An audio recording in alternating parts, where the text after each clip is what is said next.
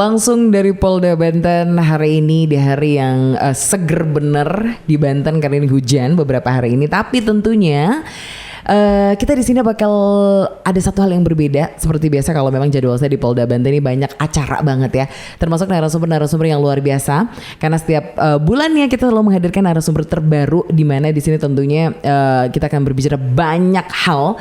Termasuk hari ini saya menghadirkan dua narasumber sekaligus. Di mana ini mungkin bidangnya yang sedikit dan banyaknya harus kita ketahui. Ditpam Opvit atau Direktorat Pengamanan Objek Vital Polda Banten, yang kita tahu bahwa rumusan dari tugas pokok tersebut merupakan satu urutan prioritas. Dan ada beberapa pelaksanaan tugas pokok mana yang akan dikedepankan yang sangat tergantung pada situasi masyarakat dan lingkungan yang dihadapi. Karena pada dasarnya tugas-tugas tersebut pun dilaksanakan secara stimulan dan dapat dikombinasikan. Di samping itu pun dalam pelaksanaan tugas ini pun harus berdasarkan kepada norma hukum, mengindahkan norma agama, kesopanan dan kesusilaan serta menjunjung tinggi hak asasi manusia. Ada apa sih di Ditpam Opvit atau Direktorat Pengamanan Objek Vital Polda Banten?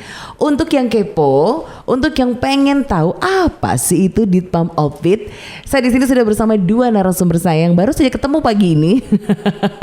Tapi beliau sudah banyak cerita-cerita, beliau sudah banyak sharing, beliau sudah banyak ngobrol-ngobrol yang penting banget ya. Dan langsung saja saya kenalkan untuk yang pertama. Tapi sebelumnya saya mau menyapa dulu di Peranti Road Podcast.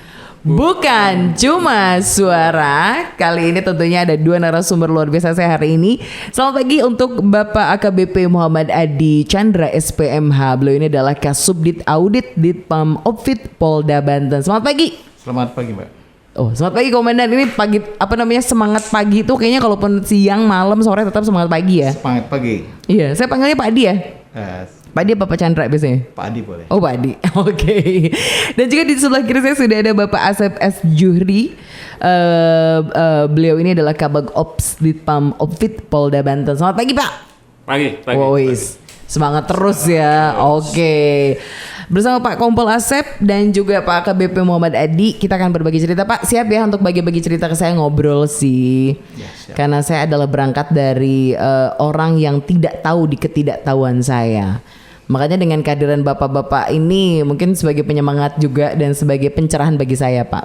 Boleh ya, Pak ya? Boleh, Mbak. Karena kalau ngomongin Polri, itu nggak jauh-jauh dari yang namanya pengamanan. Ya nggak sih, Pak? Betul sekali. Komentar Pak Adi terkait pengamanan. Karena, tapi gini Pak, yang saya pahami, polisi nggak cuman ngamanin doang, Olga. Banyak hal yang lain yang bercerita ataupun tugas-tugas lain yang dihadirkan oleh Polri. Jadi gini loh, kayak saya ke masyarakat, Polri juga ngurusin tentang misalkan kesejahteraan masyarakat gitu kan, lewat kesejahteraan masyarakat itu kayak gimana, kayak sekarang lagi COVID gitu kan, melakukan penyuluhan, juga mungkin penyuluhan kepada masyarakat, pengamanan juga sudah pasti, terus memperhatikan masyarakat di daerah juga, jadi kayak kedekatan dengan masyarakat tuh lebih erat gitu ya Pak Adi ya. Iya, betul sekali.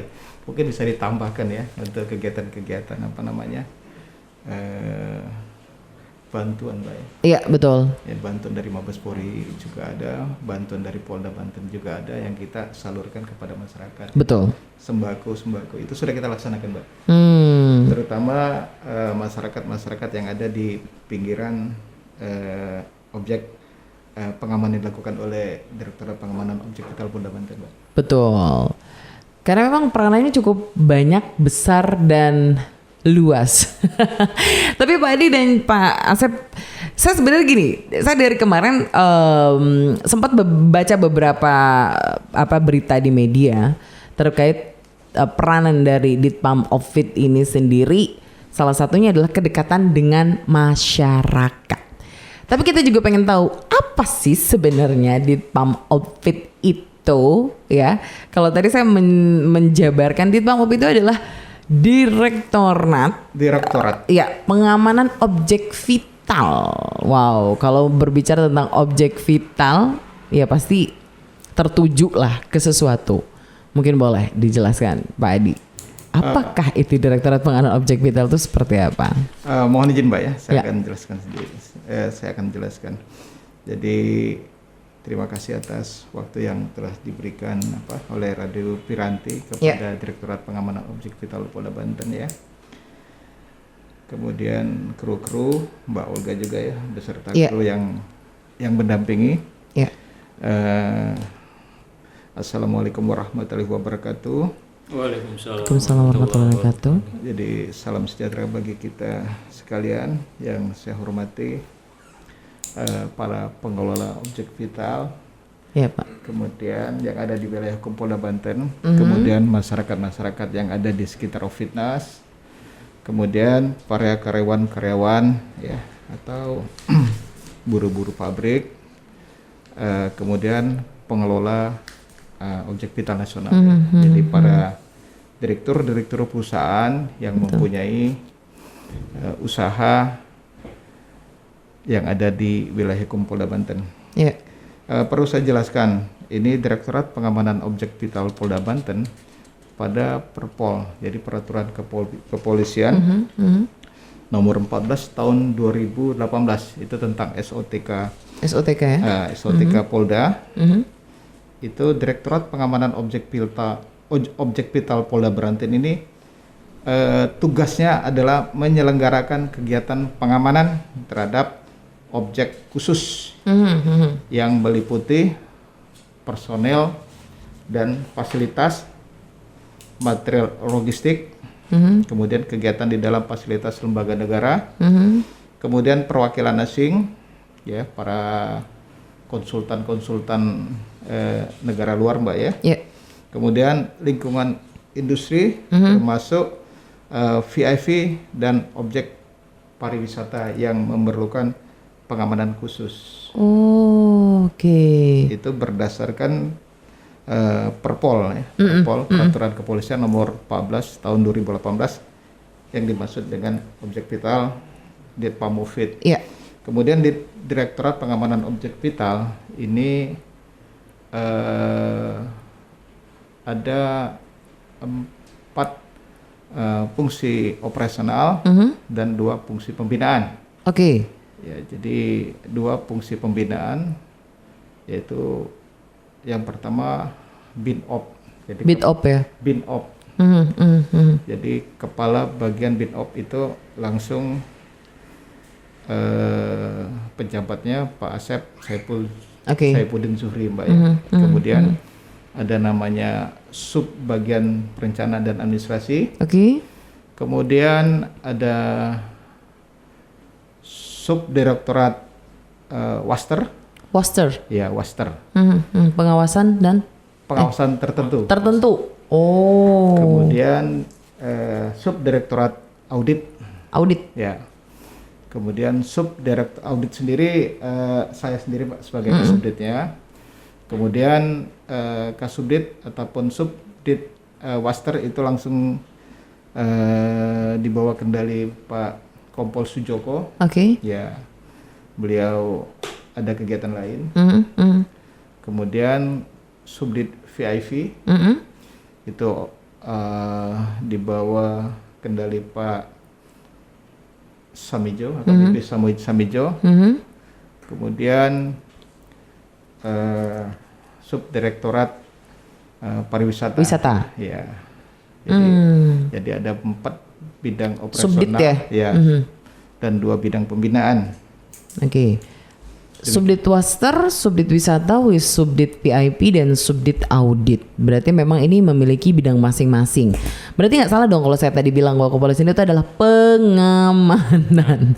Memang awalnya berawal judulnya itu adalah pengamanan ya Pak ya. Betul. Tapi pengamanan di sini kalau dari Ditpamofit ini memang lebih ke kayak klasifikasinya ya Pak. Ada klasifikasinya Pak Adi seperti itu. Betul. Seperti tadi waster atau kawasan tertentu, di mana kawasan tertentu ini sebetulnya yang menjadi misalkan contoh mungkin kayak klaster industri mungkin gitu ya. Betul, Mbak. Terus kayak wisata perhotelan gitu ya Pak ya. Contohnya itu kayak PIV kayak semacam gini loh, ada presiden mau datang ke Banten gitu ya. Kayak gitu nggak sih? Betul. Itu pengamanannya emang di Ditpamofit ini sendiri ya Pak ya? Kita lapis ini ya, lapis ke satu Mbak. Lapis ke 1? Iya. Oke. Dan itu memang pengamanannya juga nggak sembarangan. Kadang gini loh, masyarakat ada yang nanya, emang itu tuh memang diatur ataupun diklasifikasikan tertentu ya gitu loh? Gitu nggak sih sebenarnya? Mungkin ke Pak Asep, boleh Pak Asep jawab. Terkait dengan kita melaksanakan pengamanan VIP, itu sebenarnya kita lebih ke pengamanan di area ring 1 karena kita mengamankan jangan sampai ada barang yang masuk ke area itu. Kan tadi security door. Ya.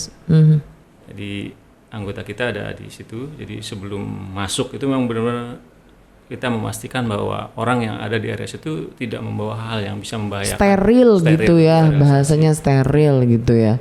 Nah pertanyaannya lagi gini masyarakat, emang penting ya untuk melakukan pengamanan sampai sedetail itu, sampai diklasifikasikan ada subdit waster, ada subdit wisata, subdit VIP, subdit audit gitu. Gimana tuh Pak Adi? Itu bagian daripada Direktorat Pengamanan Objek Vital. Oke. Jadi di Pemovit itu ada sub di bawahnya. Oh, jadi nggak semua dihandle satu ini Satu direktorat. Maksudnya satu direktorat dengan ya udah satu kesatuan aja dilebur semua di situ, enggak ya? Enggak. Jadi memang ada klasifikasi tertentu. Betul, ada sub-subnya. Sub-subnya. Sub bagian daripada tugasnya. Oke. Dan mungkin untuk yang pertama saya tertarik tadi kalau Pak Asep bilang dari PIP juga memang jadi ini ketika hal apapun yang berkaitan dengan masyarakat, Polri itu kayak di depan aja gitu. Ada di depan, mau ngapain aja, mau badai, mau hujan, mau petir. Adanya posisinya di depan. Seperti contoh nih untuk subdit waster. Di subdit waster ini seperti apa sih Pak? Untuk ini boleh Pak Asep mungkin? Subdit waster itu lebih ke pengawasan tadi daerah area industri ya. Area industri kita mengamankan wilayah tertentu atau obnas. Di mana di situ kita melaksanakan pengamanan tadi objek vital nasional itu, memastikan bahwa kegiatannya bisa berjalan dengan baik, betul. Terus karyawannya, terutama pejabatnya dan aset daripada objek vital nasional itu sendiri kita amankan. Nah kita itu masuk dalam lingkar pengamanan eksternal. Oke. Nah internal sendiri itu ada pengamanan oleh security atau satpam. Oh, ya jadi kayak di perusahaan-perusahaan, ya ini ya saya kebayang kayak di perusahaan kayak tadi di industri. Jadi pengamanan itu tidak hanya dari internal saja, bahasanya itu ya. Jadi kayak tadi security atau satpam yang ada kita lihat kan ada di setiap ujung, di setiap sudut tuh satpam banyak. Tapi kalau dari institusi kepolisian juga itu penting ya. Itu tadi. Satpam kan mempunyai kewenangannya terbatas hanya di area objek vital nasional atau tertentu tadi. Namun kita lebih ke eksternal, kita bisa bagaimana tadi seperti yang Pak Adi Chandra sampaikan tadi sebelumnya bahwa bagaimana akses daripada perusahaan itu terhadap masyarakat, jangan sampai terjadi hal-hal yang merugikan masyarakat. Perlunya kita harus membaur dengan masyarakat, bagaimana kita bisa membaca situasi di luar, sehingga kita bisa mengkoordinasikan keamanan yang ada di wilayah tertentu itu tadi, di kawasan tertentu itu lebih dominannya kita ke sana. Oke. Dan Pak Adi Chandra, kalau untuk berbicara jumlah personil itu menentukan atau harus ditentukan, dan itu berdasarkan apa biasanya? Mbak Olga, jadi untuk pengamanan objek tersebut ya itu biasanya kita ada kegiatan kesepakatan bersama ya berbentuk MOU Mbak ya. Oh MOU kalau dengan industri biasanya ya atau dengan apa saya menjadi mitra gitu ya? Iya mitra Pemovit ya betul Pemovit para pengelola objek vital nasional ataupun pengelola objek vital tertentu. Diawali dengan MOU. MOU ya. MOU itu ada 3 kesepakatan Mbak ya. Pertama itu atas permintaan dari mitra. Yang kedua itu kesepakatan bersama karena setelah lama menjadi teman akrab ya Mbak ya itu. Kemudian yang ketiga itu atas perintah pimpinan undang-undang. Ya. Ini ada undang-undangnya juga yang mengatur loh ya. Oke, ngobrol-ngobrol tentang undang-undang karena gini, bagi saya orang hukum berbicara tentang masalah ketentuan yang ada bahwa kita tuh diajarkan atau kita tuh diperintahkan undang-undang, jadi kayak semacam gini loh. Disuruh untuk melakukan sesuatu hal yang memang sebenarnya itu balik lagi ke kita. Maksudnya gini, keamanan, ketertiban itu yang merasakan kenyamanan dan semuanya itu kan dari diri kita. Betul. Tapi di sisi lain, ketika kita kayaknya nggak usah deh, kayaknya nggak mau deh gitu kan. Tapi ketika ada undang-undang yang mengatur, itu akan berubah bahasanya. Jadi dipaksa undang-undang. Karena kalau nggak dipaksa undang-undang, sebenarnya undang-undang mengatur tuh untuk bisa membuat masyarakatnya tertib dan aman. Iya, tertib, aman, nyaman. Betul. Itu ada tertuang di undang-undang ya Pak ya? Ada. Untuk perintah tadi ya Pak ya? Jadi itu pada sebenarnya nafas daripada Direktorat Pengamanan Objek Vital ini ada pada keputusan Presiden. Oh, Perpres ya? Kepres 63 tahun 2004. Itu tentang objek vital nasional. Kemudian objek vital nasional itu ada artinya lagi. Ovitnas itu apa? Ofter itu apa? Kalau berdasarkan Kepres 63 tahun 2004, objek vital nasional atau Ovitnas itu adalah sebuah lokasi atau kawasan atau bangunan atau instalasi dan atau usaha yang menyangkut hajat hidup orang banyak. Kemudian kepentingan negara dan atau pendapatan negara yang bersifat strategis, itu Ovitnas. Kemudian kalau objek tertentu itu merupakan suatu kawasan, bangunan, instalasi atau usaha yang dikelola oleh negara atau swasta dan bukan merupakan Ovitnas, namun diamankan oleh anggota Polri atau pengamanan internal yang dilakukan oleh Satpam. Jadi di dalam Kepres itu, undang-undang Kepres itu mengatur tentang Ovitnas dan objek vital tertentu. Kemudian dalam pelaksanaan tugas Direktorat Pengamanan Objek Vital itu ada aturan yang diatur oleh internal kepolisian tersendiri. Yaitu peraturan kepolisian atau Perpol nomor 3 tahun 2019 itu tentang pemberian bantuan pengamanan pada Ovitnas dan Ofter. Tadi Mbak ngomong tadi, apakah itu diminta atau gimana? Iya, nah, itu ada apa atas sudah tugas sendiri gitu loh. Sudah tugasnya itu diatur. Ya, kalau diatur karena kenapa? Hasil daripada jasa pengamanan ini juga nanti akan kembali kepada negara, Mbak. Kemudian yang kedua itu PNBP maksudnya? Ya. Nanti kita bicara PNBP. Boleh nanti.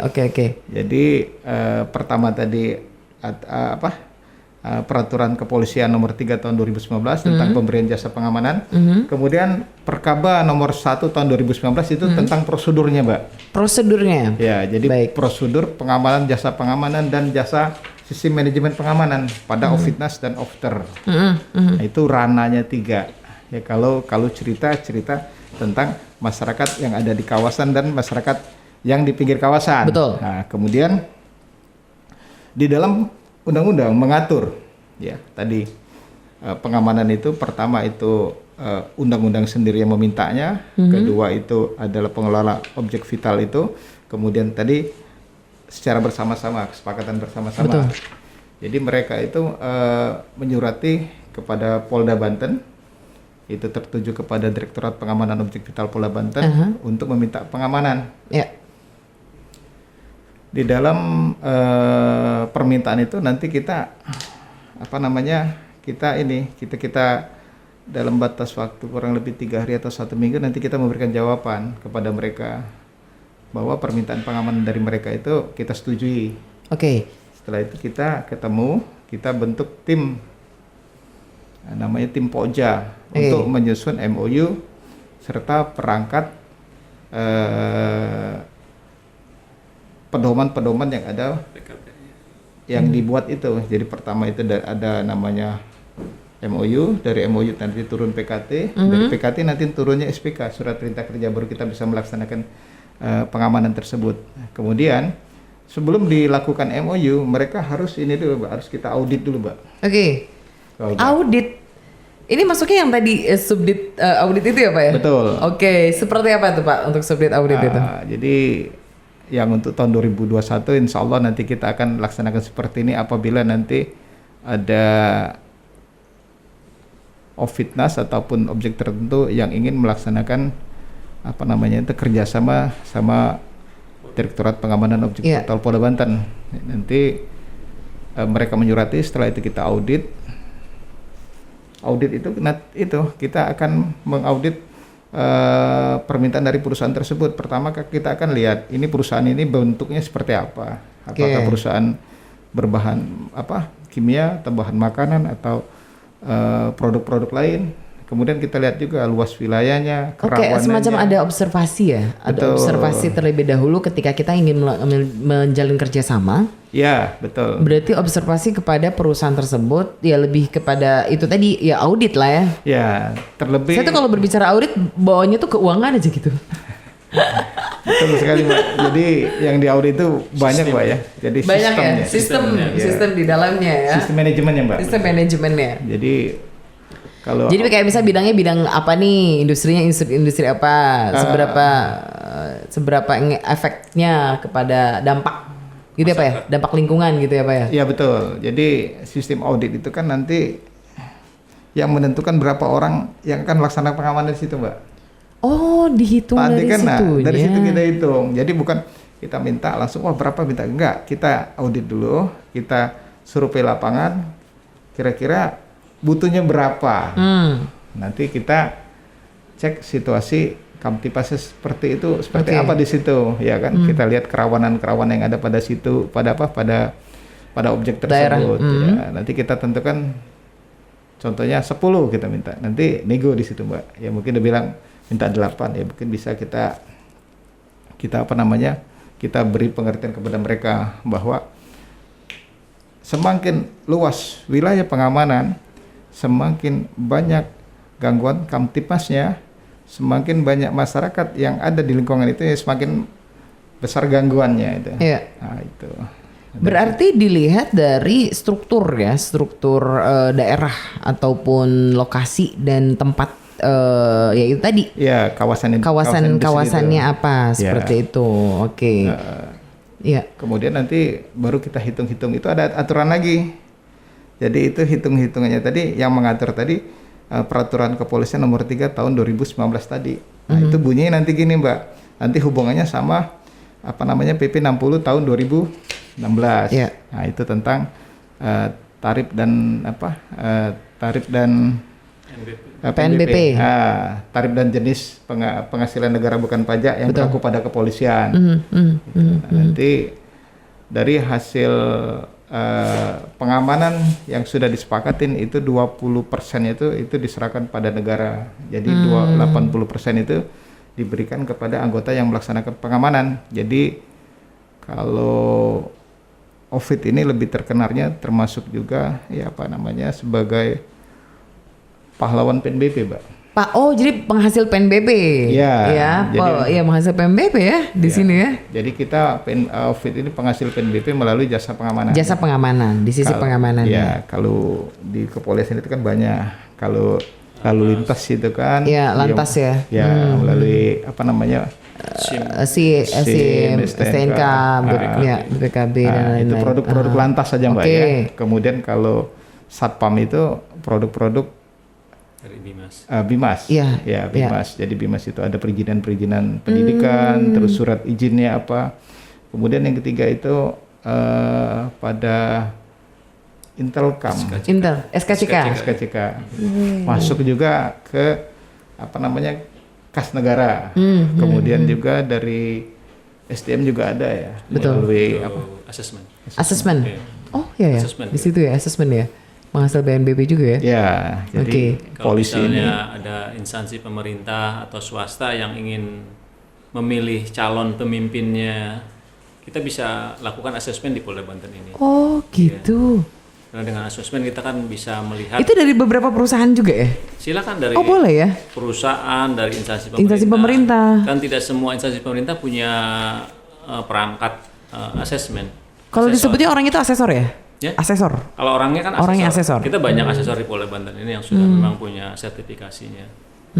Sehingga kita bisa nilai seseorang itu mulai dari integritasnya, terus kepemimpinannya, necesitasnya, macam-macam lah.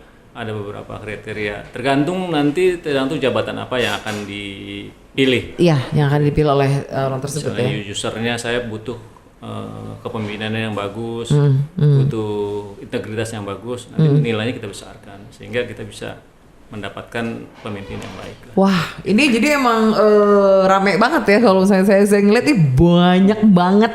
Dan saya baru terbuka nih dengan nanya Pak Asep dan juga Pak Adi nih, ternyata oke gitu ya, dari Binmas juga beda, dari Lantas juga beda, dari Intel juga beda, terus juga dari SDM juga tadi gitu, banyak banget. Dan termasuk ini yang menarik adalah ketika saya mengatakan tadi ada 4 subdit yang Pak Adi katakan, itu kan ada waster, ada wisata, ada PIP, ada audit gitu kan. Dimana emang keempat-empatnya ini peranannya itu luar biasa sekali untuk di Pam Opit, aduh jadi sampai sulit saya menyebutkan. Dit Pam Opit. Saya sebenarnya udah hafal dari tadi Pak, cuma emang ini lidah saya agak. Tapi kalau ke Lantas kan cepet ya. Iya. Kalau Pam Opit agak susahnya. Iya. Oke, tapi ini, nah berbicara tentang, saya ingin ke Pak Asep Kabag Bin Ops ini sendiri, tadi Pak Adi mengatakan bahwa Olga itu tuh dipengaruhi dari situasi lingkungan di daerah. Misalkan contoh Pak, kalau untuk di industri lah katakan, sebenarnya paling banyak tuh untuk personil yang diterjunkan itu berapa sih? Maksudnya berapa personil anggota gitu loh? Personil yang dilibatkan dalam pengamanan obter tertentu itu tadi tergantung seperti apa yang Pak Adi Chandra sampaikan, tergantung dari PKT kita berapa. PKT ya? Pedoman kerja teknisnya itu. Perjanjian kerja teknis tadi, jadi berapa jumlahnya di situ, di dalamnya tercantum apa tugas kita sebagai anggota Polri itu, tugas perusahaan sebagai apa. Di situ tertuang semua Mbak. Jadi berapa jumlahnya tergantung kesepakatan di PKT tadi. Oh, tergantung kesepakatan. Tapi yang udah-udah deh, yang udah-udah. Kalau tadi karena Bapak tim audit nih, subdit audit maksud saya, ikut tim audit sih. Kalau di tim audit itu kan banyak yang memang Anda analisa gitu ya, mulai dari jumlah karyawannya, misalkan jumlah karyawan ada 2.000, ya nggak sih? Jumlah karyawan satu industri itu ada 2.000 orang. Itu belum termasuk dengan staff. Itu hanya kayak semacam orang produksinya, misalnya ada 2.000 orang nih kalau pabrik gitu kan, itu belum termasuk dengan ya staff yang tadi, misalkan katakan 2.500 deh gitu loh. Kan banyak juga loh personil yang diterbangkan, gitu nggak sih Pak? Gitu nggak sih, saya kok gitu sih? Kok saya jadi tim audit juga? Terus kayak kondisi masyarakat gitu kan, kondisi masyarakat di sekitar itu dihitung, gitu tuh jeli banget tuh kayak gitu tuh. Itu gimana tuh?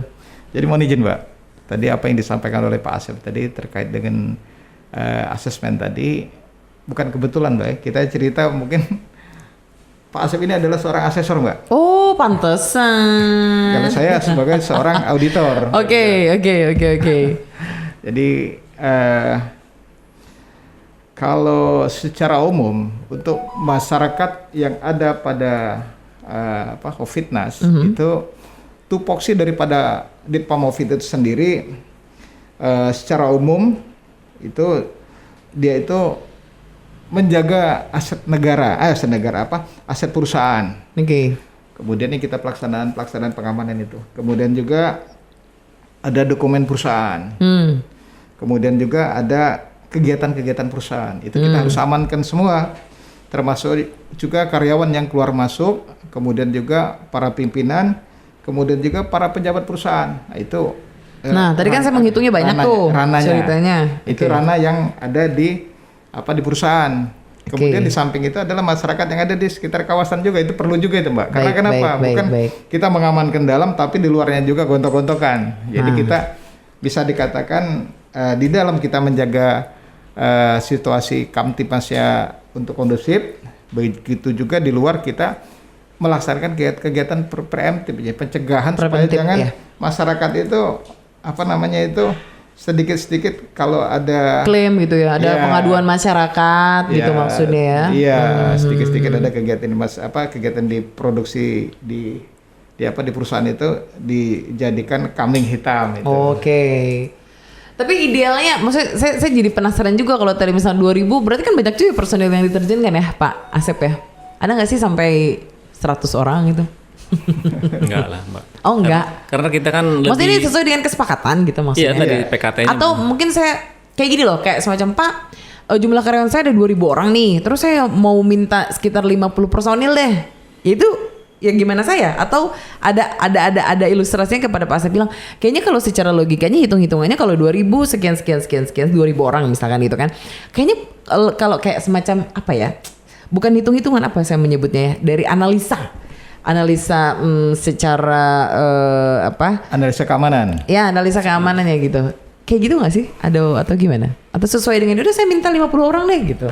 Tadi kan ada Pak Adi Chandra sebagai Kasubdit Audit. Ya. Beliaulah nanti yang menentukan berapa sebenarnya kebutuhan di perusahaan itu untuk melakukan pengamanan. Oke. Karena dominannya sebenarnya dari internal Mbak, dari Satpam itu sendiri. Karena itu yang memang yang harus lebih banyak. Karena kalau ke kita bukannya kita nggak bisa, memang anggota kita juga cukup terbatas. Oke, personil yang terbatas ya. Karena kita masih banyak tugas pokok yang lain yang sebenarnya lebih. Namun sebagai di Pamopit lebih kita selain daripada tadi kita punya ada subdit mengaudit, setidak-tidaknya kita di dalamnya itu memberikan lebih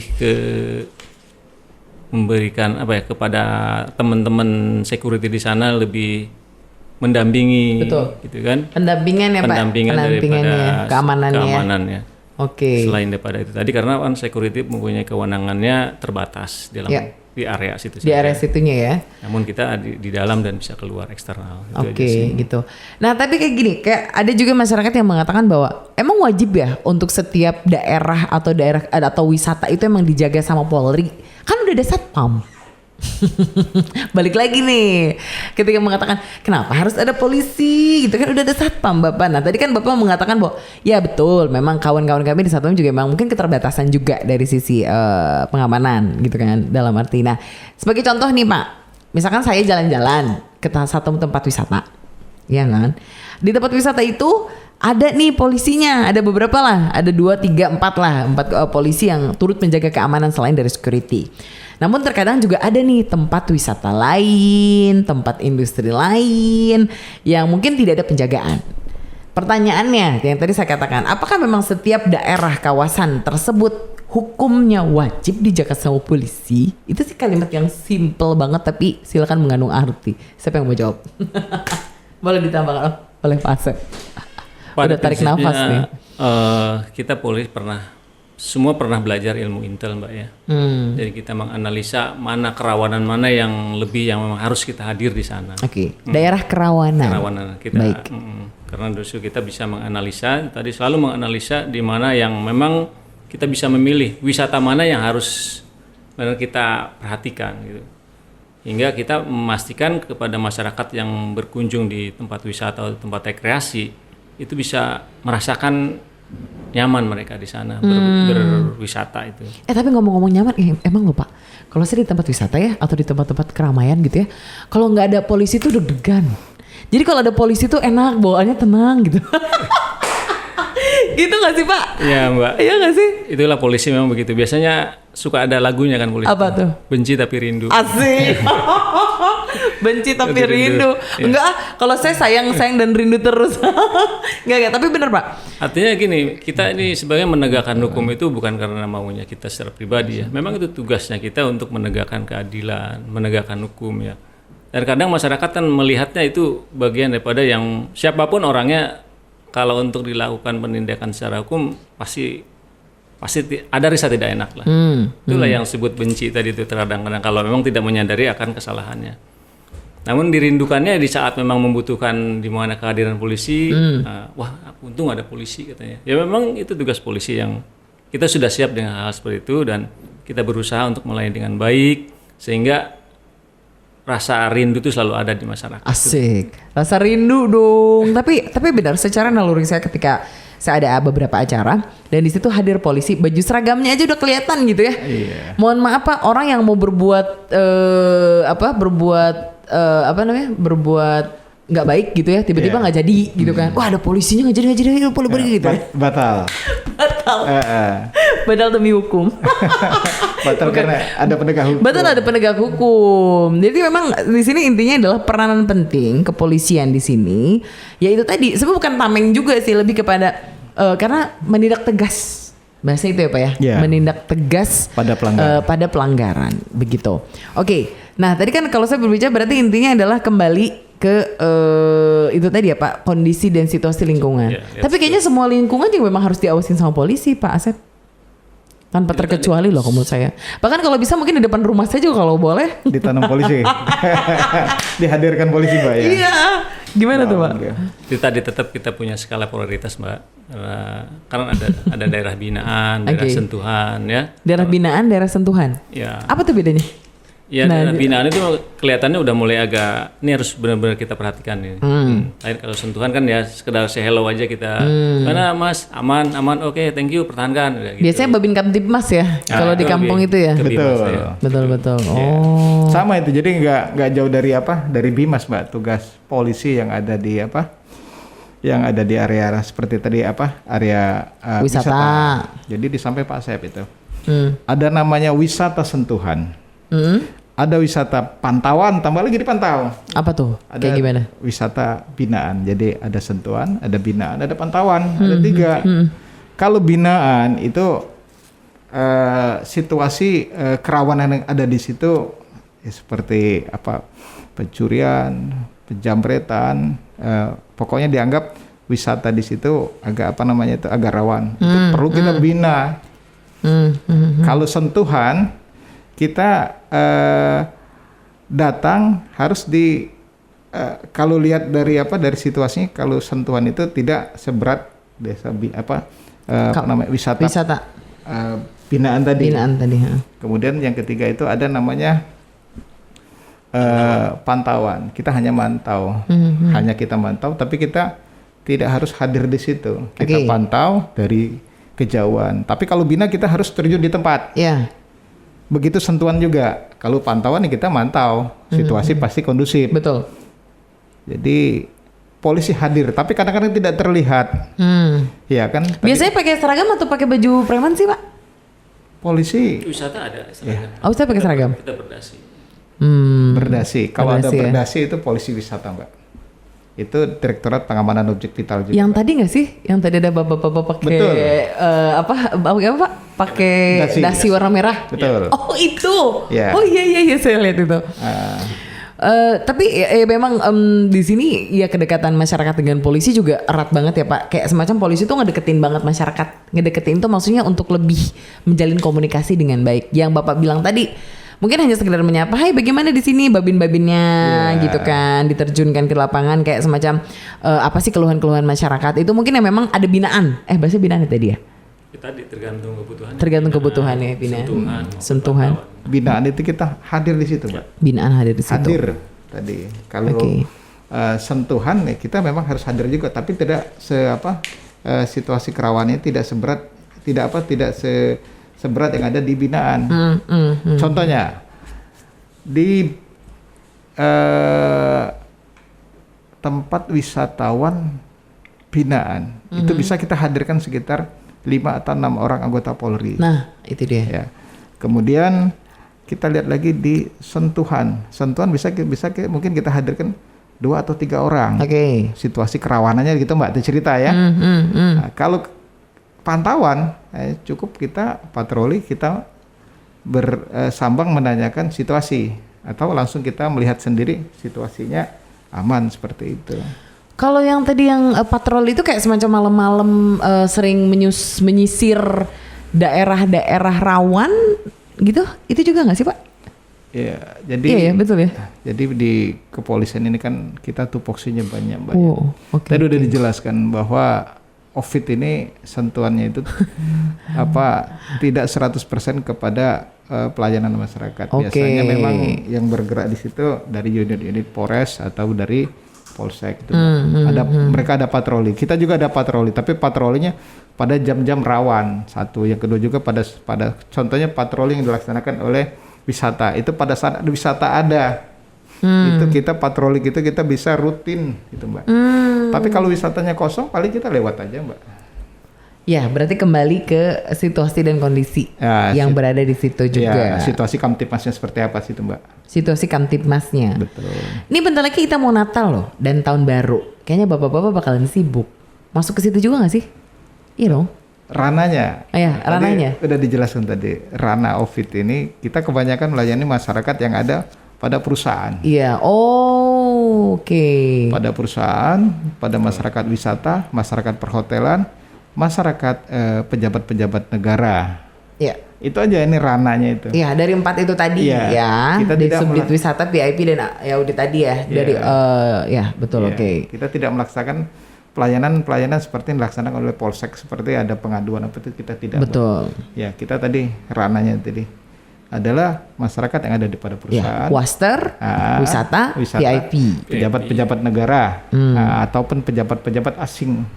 Itu yang kita amankan itu Mbak. Oke, berbicara tentang kalau tadi kita udah ngebahas tentang subdit wisata. Nah sekarang kita subdit VIP. Betul. VIP ini adalah lebih ke luxury banget ya, maksudnya eksklusif gitu loh. Eksklusif ketika ada datang misalkan apa namanya Kapolri atau juga mungkin presiden, wakil presiden, kedubes gitu kan. Itu juga memang pengamanannya itu tadi eksklusif banget ya Pak Asep. Kita ada di sana Mbak ya. Karena pengaman tadi kita mengamankan kita sebagai pintu gerbang di area. Pintu gerbang utama. Pintu gerbang masuk di area. Masuk di area. Oke, ring 1. Iya, karena kita sudah siapkan security door tadi. Jadi kita berkoordinasi dengan ini pengamanan presiden, Pas Pampres. Karena Pas Pampres mereka yang melekat langsung dengan RI 1 maupun RI 2. Nah, namun sebelum masuk ke area itu kita yang mengamankan masuk di security door tadi itu, memastikan bahwa di area beliau itu yang hadir di sana itu tamu-tamu VIP maupun PPIV itu pastikan mereka tidak membawa barang yang membahayakan. Oh, steril ya Pak ya, steril banget ya. Selain juga mungkin steril itu pada lapis ketiga, karena Polri itu pada lapis ketiga Mbak. Oke. Lapis ketiga Polri, yang kedua itu lapis pertama, kedua itu adalah unsur dari TNI, Pas Pampresnya. Kemudian dari unsur dalam itu ini pengawal presiden langsung. Pengawal presiden ya? Iya, jadi ada beberapa apa namanya penebalan apa namanya tadi penjagaannya tuh. Penjagaannya. Iya Pak, soalnya kalau saya lihat mau ada presiden itu, aduh riuh banget ya. Iya nggak sih? Maksudnya tuh rame banget nih, maksudnya dari sisi kan kayak jalanan juga steril gitu ya. Steril tuh maksudnya bukan berarti memang dihadang atau di awas-awasin, tapi kayak semacam itu tadi dari Pak Asep bilang tadi, jangan sampai ditemukan mungkin masyarakat yang mungkin, karena gini loh. Kadang kita berpikir di masyarakat, kenapa ya kalau ada pejabat-pejabat tinggi, kalau ada top levelnya Indonesia, kadang kita masyarakat juga pengen lihat nih Pak, Bapak Presiden kita gitu kan, dari kedekatan gitu, dari deket gitu ya. Tapi di sisi lain ada pengamanan yang harus dilakukan. Iya nggak sih Pak? Karena kan sebenarnya apa namanya pimpinan-pimpinan tertinggi juga memang memiliki hak ya Pak untuk dilindungi ya Pak ya. Seperti itu ya Pak ya. Betul Mbak. Itu memang sudah SOP-nya protokolnya. Protokolnya. Karena untuk masuk ke Pas Pampres itu kan mereka kan protokol dan Pas Pampres sebenarnya hampir sama tugas pokoknya. Kalau protokol kepresiden itu dia lebih kenyamanan ya. Kenyamanan. Tapi pengamanannya kalau di Pas Pampres lebih kenyamanan dan keamanan. Gitu. Iya sih. Kita Pamopit itu membantu di area mereka gitu, sebelum masuk ke tempat titik langsung VIP, ya kita sebagai pintu gerbangnya mengamankan tadi dengan ada security door dari Pamopit itu, memastikan yang masuk ke situ itu tidak membawa apa-apa. Betul. Ya. Jumlah personel juga banyak ya Pak kalau untuk VIP ya Pak?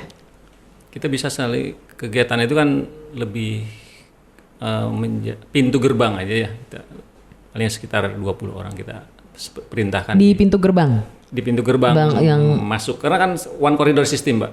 Oh, oke. Jadi nggak boleh ada masuk orang ke area situ dalam pintu yang lain. Iya. Hanya satu pintu itu. Kita memastikan satu pintu yang dilewati oleh pada acara tertentu gitu. Jadi kita pastikan kan sudah ada pengamanan ring 1, masuknya hanya one corridor system tadi, satu pintu itu. Okay. Nah kita Pam Opit ada di situ di gerbang pintu utama itu. Gitu, Mbak. Iya, berarti di sini memang selektif banget ataupun detail banget ya untuk yang masalah PIP, karena menyangkut keselamatan sebenarnya ya keselamatan pejabat negara lah. Gitu ya Pak Adi ya. Oke, ini menarik sekali karena emang saya baru tahu sekarang bahwa ternyata ini bidang eksklusif banget di Pam Opit ini, Direktorat Pengamanan Objek Vital Polda Banten ini, yang dimana mungkin Anda hanya melihat dan menyaksikan saja. Tapi tidak tahu secara detailnya itu kayak gimana sih gitu ya. Termasuk tadi di Subdit Waster atau kawasan tertentu, katakan seperti industri, pabrik, dan perusahaan-perusahaan, kadang mempertanyakan, penting nggak sih untuk mereka mendapatkan pengamanan selain dari security atau satpam yang berada di intern mereka? Pertanyaan ini mungkin yang sudah saya ajukan tadi bersama Pak Adi Chandra, bahwa sebetulnya penting, begitu ya Pak ya? Sebetulnya penting banget. Sangat penting, karena tadi perintah dari Undang-Undang Nomor 63 Tahun 2004 itu tentang Ofitnas. Yeah. Berikut juga pada Perkaba nomor 3 tahun 2019, Perkaba nomor 1 tahun 2019 dan Perpol nomor 3 tahun 2019 itu terkait dengan pengamanan pada Ofitnas maupun Ofter itu sangat penting. Karena kenapa? Kehadiran Polri diminta dan ataupun tidak diminta harus tetap ada. Ya, jadi hukumnya diminta wajib. Walaupun mau diminta maupun tidak diminta, Polri harus hadir. Hadir, wajib. Apa tidak ke inisiatif sendiri gitu? Ya gitu kan? Kehadiran Polri yang diatur pada Kepres 63 tahun 2004 itu hanya pada Ofitnas. Kemudian juga Ofitnas juga kalau ada kerusuhan atau unjuk rasa itu minimal itu 500 meter dari pagar terluar mereka harus melaksanakan unjuk rasa. Kalau selama ini kan mereka kan di depan pagar, Mbak. Betul. Ini jauh banget, Mbak. 500 meter. Itu diatur oleh undang-undang. Oke. Nah, kemudian dalam undang-undang itu juga menjelaskan tuh ya mau tak mau harus hadir. Yeah. Satu. Yang kedua, diikat dalam perjanjian, dalam kontrak. Diikat dalam perjanjian. Oh, berarti ya ada MOU-nya ya, Pak ya? Betul sekali, Mbak. Oke. Dan juga di sini ada jasanya, Mbak. Iya. Jasa pengamanan. Jasa pengamanannya. Oke. Selama ini sejauh ini, Pak, di Banten ini kan perusahaan banyak ya, Pak ya? Betul.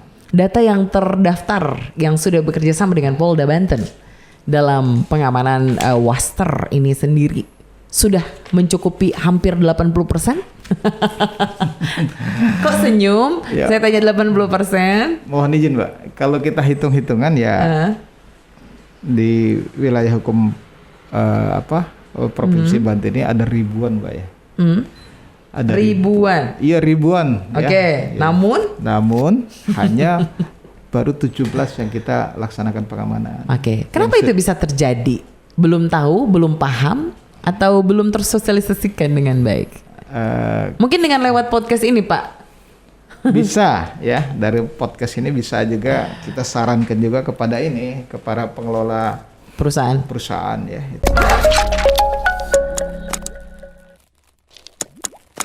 Yes, di Subdit Waster atau kawasan tertentu. Kita berbicara tadi Pak tentang kawasan industri, katakan. Di Banten ini kan banyak kawasan industrinya. Katanya sih sampai ribuan ya. Iya, ribuan. Tapi yang masuk baru berapa perusahaan? Saya katakan tadi sudah 80%. Enggak ya? Iya dong. Enggak belum, Mbak. Jadi, belum. Jadi berdasarkan data yang ada pada kita, Mbak ya. Yang data yang ada di Direktorat Pengamanan Objek Vital Polda Banten ini. Dari ribuan. Mungkin ribuan itu kalau kita hitung kasar aja, Mbak ya. Ada namanya Ofitnas, ada namanya objek tertentu, dan ada namanya objek lainnya. Oke. Jadi objek vital lainnya. Jadi objek vital tertentu, Ofitnas, Ofter, dan objek vital lainnya. 3. Kalau kita lihat objek vital nasional di wilayah hukum Polda Banten atau ranahnya wilayah administrasi Banten, ya bisa dihitung mungkin sekitar di bawah 100 Mbak ya.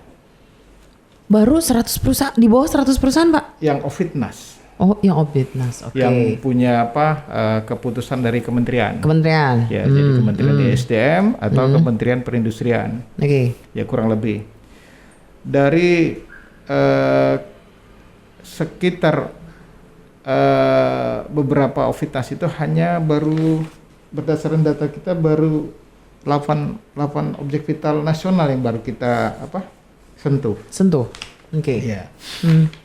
Sisanya ada 9 objek vital tertentu, Mbak. Ada 9 jadi 17. Bisa saya sebutkan, Mbak ya. Yang pertama itu adalah Krakatau Steel. KS ya? Betul. Oke. Krakatau Posko. Terus KIEK, Mbak. KIEK, ya. KDL. KS, tadi sudah ya? KS. Ya. PLTU Pak? Sebentar mohon izin Mbak. Kalau untuk di kawasan itu ada 4 Mbak. Pertama itu Krakatau Steel sendiri, yang kedua itu Krakatau Posko, KIEK, KDL dan KWT ada 5. KW itu Krakatau Wajatama. Ya ada 5. Kemudian kalau untuk bidang bidang energi tadi bidang industri. Kalau bidang energi itu seperti PLTU Suralaya. Oke. PLTU Labuan. PLTU Lontar yang ada di Tangerang, PLTGU yang ada di Bojonegara, MEI itu Merak Energi Indonesia, terus LBE, kemudian Pelindo, kemudian kawasan kawasan modern Cikande. Kemudian ada namanya Inti Selulosa Indonesia. Itu Ovitnas walaupun kecil. Kayaknya hafal banget ya Pak Adi. Tanpa lihat buku. Kemudian ada namanya orang audit dong. Ini udah hafal banget. Karena sudah lewat audit dulu. Sudah lewat audit beliau ya. Itu adalah perusahaan-perusahaan besar ya Pak yang ada di Provinsi Banten ya? Betul sekali Mbak. Cimindo juga di Baya. Ya, Cimindo ada satu lagi Cimindo. Atau semen merah putih Mbak. Oh iya, semen merah putih. Oh iya, ada di Banten ya, di Provinsi Banten. Ya. Oke. Cuma kita sayangkan juga ini dari migas Mbak ya. Migas gimana? Iya, seperti Pertamina. Oh. Pertamina baik dia Pertaminanya sendiri maupun LPG-nya, termasuk juga gas negara PGN. Nah itu sudah kita sentuh, tapi kayak agak belum tersentuh benar. Sudah disentuh tapi agak angel, Pak. Oh, agak angel. Oke, padahal ini penting ya Pak Adi ya. Ini penting banget loh. Diminta maupun tidak minta kita tetap hadir. Nah ini jadi kadang-kadang, itu sepertinya itu apakah mereka mengerti atau tidak ya. Tapi jelas mereka mungkin mengerti. Belum, tapi ketika mendengar podcast kita kayaknya bakalan Pak. Itu karena Bapak kita, sudah mensentil langsung. Hayo dong gitu ya, kerja sama MOU dengan kami. Kemudian bisa saya sampaikan juga Mbak ya, mungkin setelan dari prokes ini Mbak ya. Yang belum kita laksanakan MOU ya, itu sudah kita sambang tapi belum sampai saat ini belum kerjasama. Di antaranya yaitu instalasi jaringan distribusi gas bumi regional 1. Ya, ini perusahaan negara Mbak ya. Kemudian instalasi jaringan transmisi gas bumi Sumatera Jawa, ini juga termasuk perusahaan negara. Kemudian AKR ya, AKR Ciwandan itu Mbak. Itu juga belum. Kemudian terminal bahan bakar minyak atau yang OTM yang ada di Merak Mbak. Kemudian depot LPG Tanjung Sekong. Yang mengurus LPG kita Mbak, gas ini gas apa namanya, gas bahan bakar Mbak. Kalau ibu mau masak ya pakai gas LPG ya. LPG itu Mbak. Kemudian TBB Tanjung Gerem itu terminal bahan bakar minyak. kemudian transmisi gas area Jawa, kemudian GTET ya, dan G di Cilegon Baru, kemudian GISTET, kemudian yang ada di Balaraja yaitu GTET juga, kemudian PLTU dan gas Banten. Ya, masih banyak ya Pak ya? Banyak ini Mbak. Aduh. Ini yang tapi waktu kita sudah sangat terbatas sekali. Iya, rencana yang kita akan sentuh itu Mbak.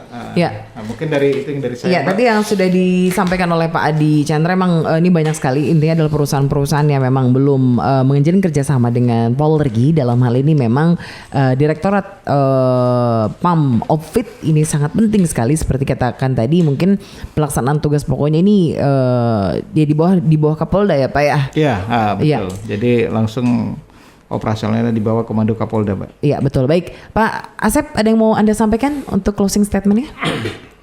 Pada prinsipnya kami dari PAM OPFIT Polda Banten ingin memastikan bahwa kawasan dinas maupun tertentu, karena ini adalah menyangkut hajat hidup orang banyak, bila terjadi sesuatu di area tersebut itu akan sangat berdampak sekali. Betul. Dampak lingkungan ya Pak? Dampak lingkungan, dampak produksi yang sehingga seperti misalnya PLTGU aja, Indonesia Power terjadi sesuatu aja, ini Jawa urusannya nggak ada listriknya. Iya. Oh, sepulau Jawa ya? Pernah putus itu kan, Mbak? Iya. Iya, itu pernah putus. Itu tadi. Sampai berhari-hari itu ya dulu ya? Betul. Bener gak sih? Yang dulu berhari-hari kita mati lampu ya barengan? Itu yang dijabarkan Ovitas itu seperti itu, menyangkut hajat hidup orang banyak. Makanya kita memastikan bahwa saya sebagai Kabag Binop, perpanjangan tangan dari Direktur, Wakil Direktur, memastikan bahwa pembinaan operasional baik itu kawasan tertentu, wisata, VIP bisa berjalan dengan baik, sehingga objek vital nasional tertentu bisa kita amankan dengan baik. Itu pelayanan kami kepada masyarakat, memang tidak terlihat langsung, Mbak. Betul. Itu saja mungkin yang bisa kami sampaikan. Ya. Baik, terima kasih Pak Asep dan juga Pak Adi Chandra, luar biasa sekali. Saya sekarang jadi terbuka bahwa Direktorat PAM OPFIT ini memiliki peranan penting, bahwa di PAM OPFIT ini bertugas menyelenggarakan kegiatan pengamanan terhadap objek khusus yang meliputi personil dan fasilitas, material logistik kegiatan di dalam fasilitas lembaga negara, perwakilan negara asing, lingkungan industri termasuk VIP, dan objek pariwisata yang dimana ini memerlukan pengamanan khusus dalam melaksanakan tugasnya. Dan juga di PAM OPFIT ini sendiri juga menjalankan berbagai macam tugas serta fungsi yang kayaknya nggak bisa sebutin satu karena banyak banget. Yang pasti thank you banget untuk hari ini Pak Adi Chandra dan juga Pak Asep. Kita ketemu lagi di lain waktu, di lain kesempatan ya. Dan yang pasti sukses terus untuk Direktorat PAM OPFIT kali ini. Dan itu tadi obrolan santai kita bersama dua narasumber saya. Terima kasih, dan kita berada di Paranti Road Podcast, bukan cuma suara. Terima kasih banyak. Saya Jeng Olga mohon undur diri. Wassalamualaikum warahmatullahi wabarakatuh. Waalaikumsalam warahmatullahi wabarakatuh.